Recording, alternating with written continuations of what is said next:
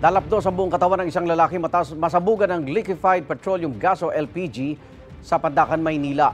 Lagi una ka sa balita ni Jomar Apresto, exclusive.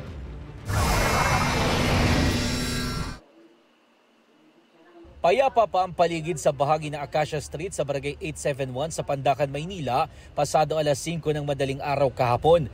Pero makalipas lang ang ilang saglit,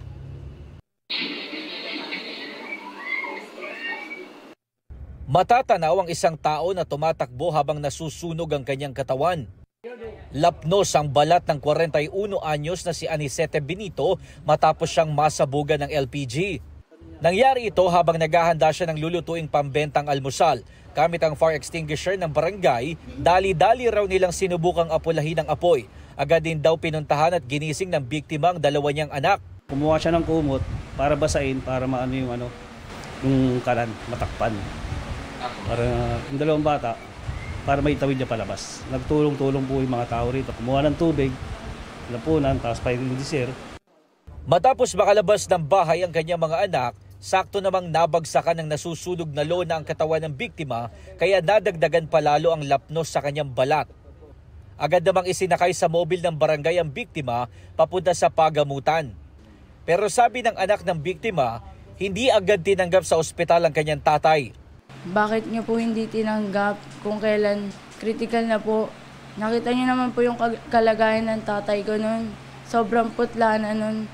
Ba't di niyo tinanggap? Di niyo man lang po binigyan ng first aid. Kung sa inyo po mangyari yon, palit ho tayo ng sitwasyon. Tinanggap naman ang biktima sa Philippine General Hospital at makalipas ang 11 oras na operasyon, stable na ang kanyang kondisyon. Kinailangang bendahan ng kanyang buong katawan.